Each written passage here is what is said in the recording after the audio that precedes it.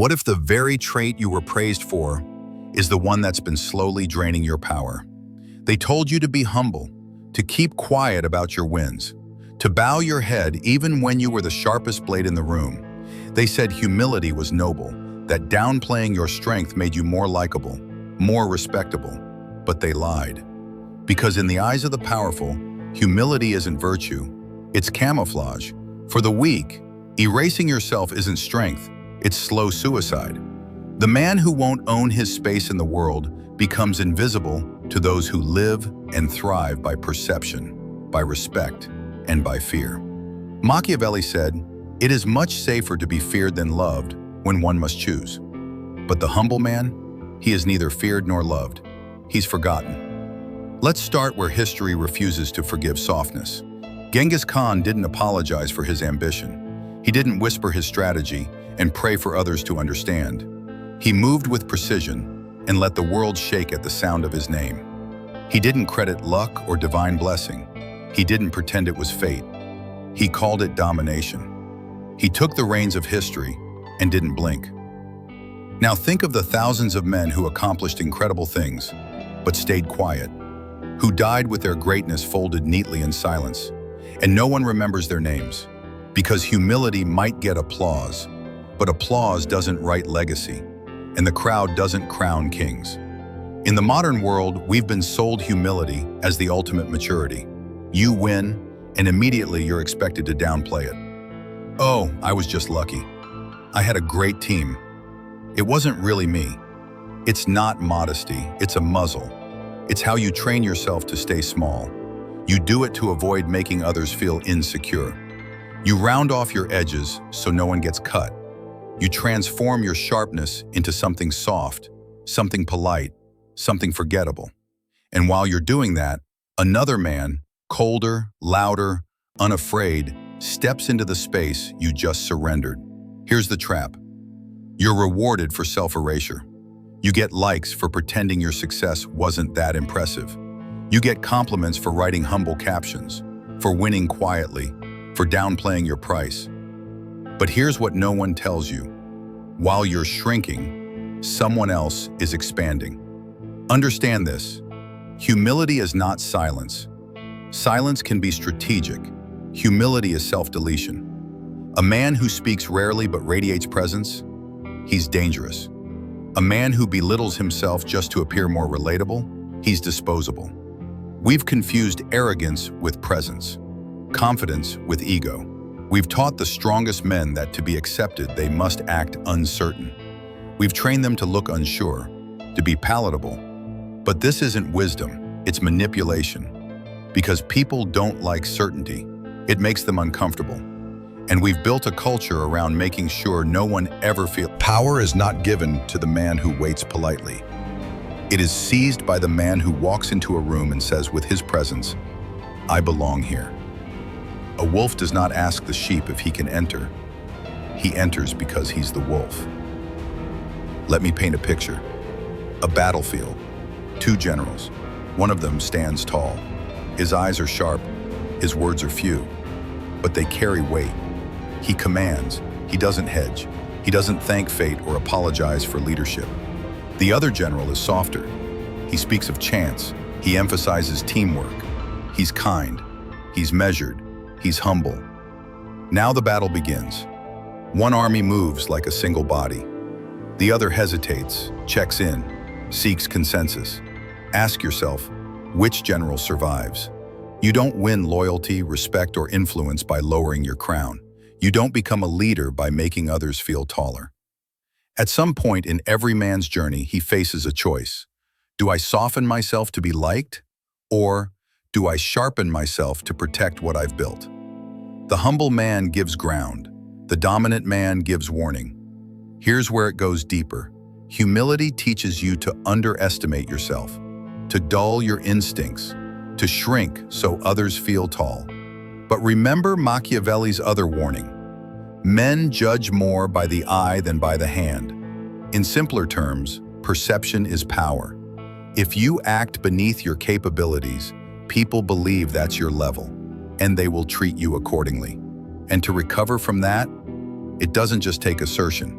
It takes retribution. That's why kings didn't kneel unless it was to strike. You bow too often, they forget you ever stood tall. You weren't born to beg for permission. You weren't built to apologize for your instincts. You weren't designed to share the throne with men who didn't bleed for it. And yet, that's what many of you do. You win, and immediately explain why it wasn't really your win. You lead, but hesitate to call it leadership. You speak, but backpedal to avoid appearing too proud. And every time you do it, you chip away at your presence, at your edge, at your legacy. Humility, in its modern form, isn't just harmless. It's corrosive. It trains the lion to act like the lamb. And if you pretend long enough, you start believing it. And then even the lamb forgets the lion had teeth. So stop and ask yourself, who taught you that playing small was safe? Who benefits from you being quiet, agreeable, humble? Because I promise you, it wasn't someone who wanted you to grow. It was someone who needed you small, so they could feel tall. But you weren't built to stay small. You were built to take up space. They told you, stay grounded. But what they really meant was, don't rise so high that I have to look up to speak to you. That's the quiet betrayal of false humility. It disguises itself as wisdom, but it's just a leash. He's drawn to what he cannot control, cannot predict, cannot fully understand. Real power isn't loud. It's the undeniable presence that changes the room before a word is even spoken. Humility, true humility, the performative kind, strips you of that presence. It makes you digestible. It makes you safe. But nothing feared is ever safe. The lion isn't admired for his gentleness. The general isn't followed for his doubt. And the ruler isn't remembered because he knew when to step back. They are remembered because they moved forward when others froze. You don't need to shout to dominate a room, but you do need to take up space in it.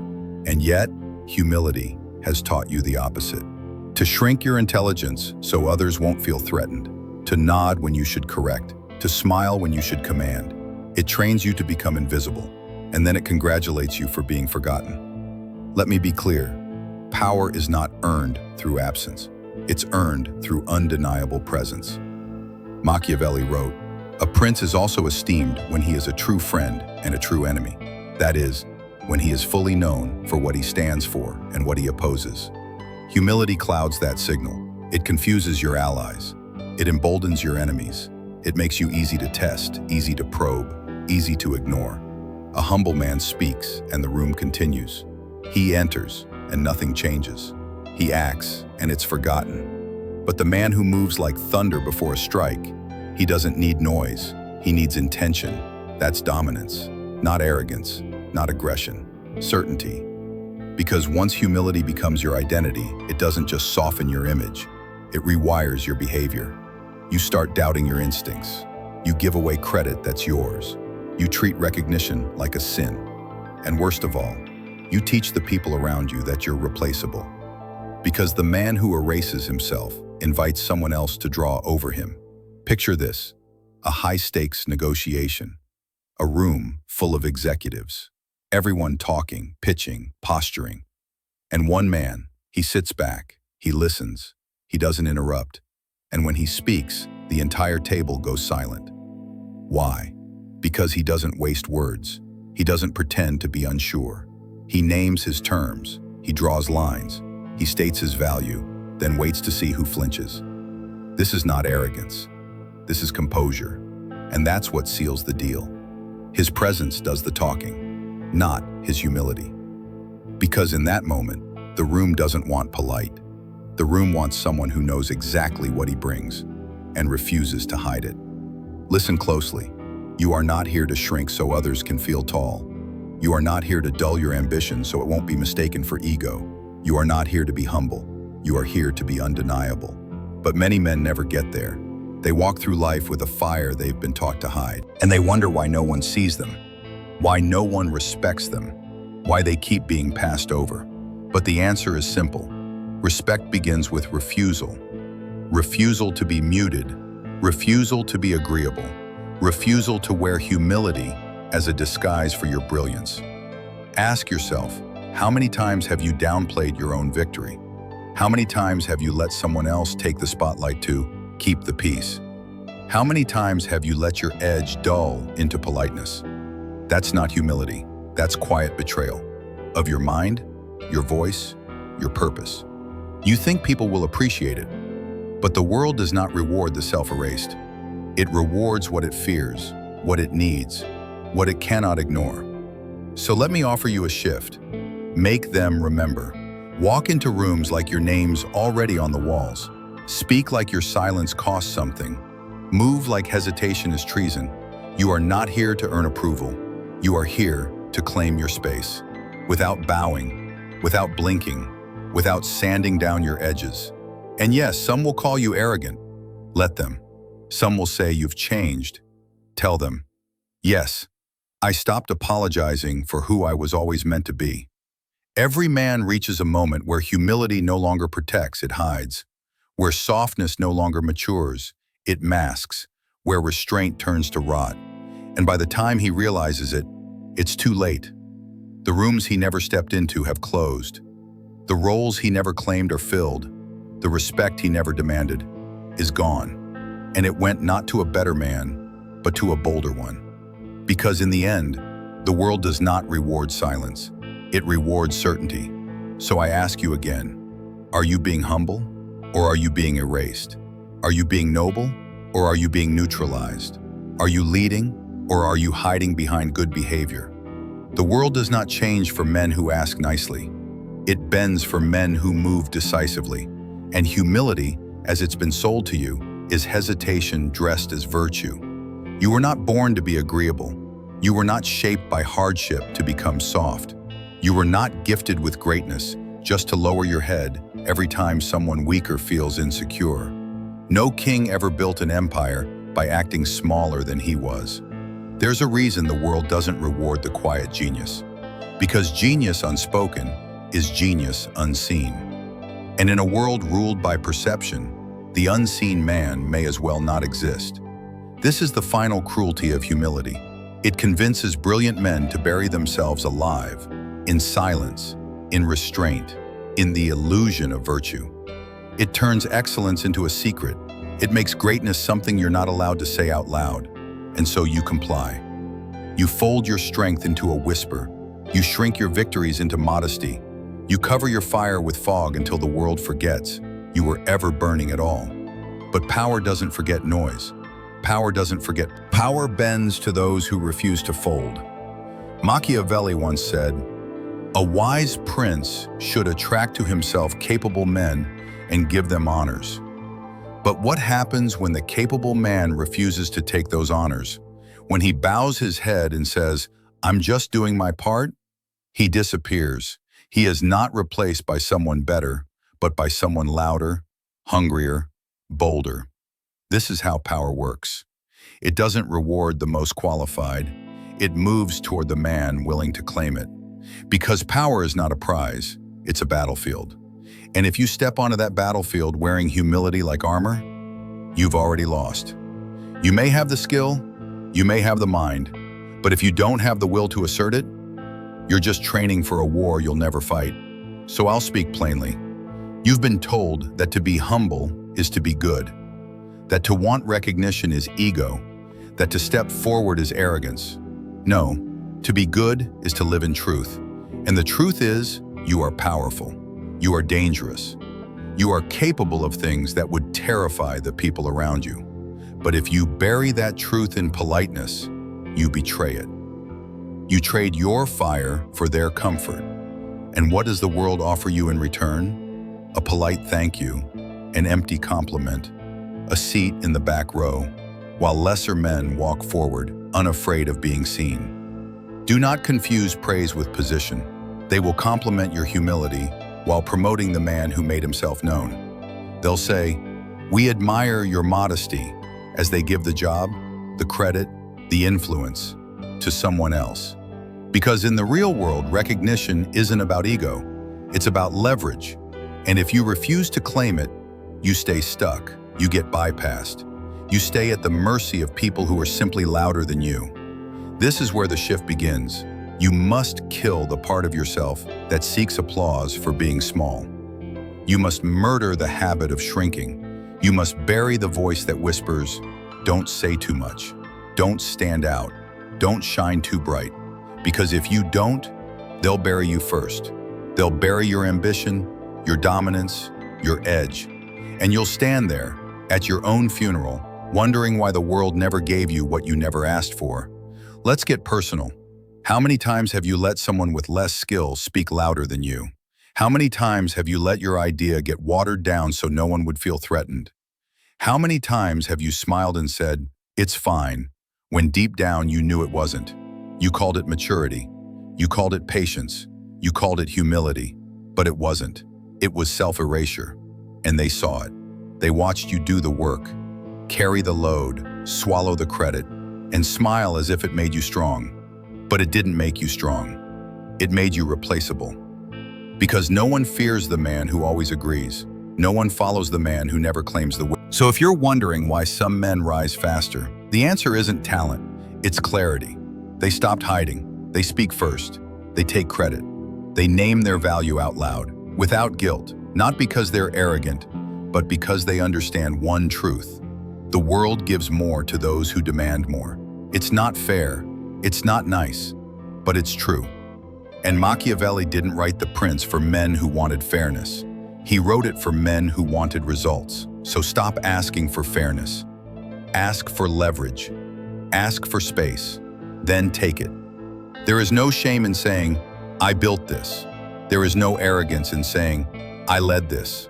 There is no guilt in declaring, "I matter and I'm not afraid to be seen." Because if you don't say it, no one else will.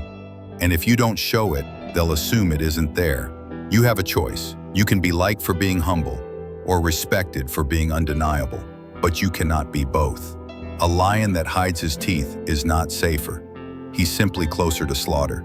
And a man who hides his greatness thinking it will protect him learns too late that humility is not a shield. It's a sheath, a covering for the blade that was meant to be drawn.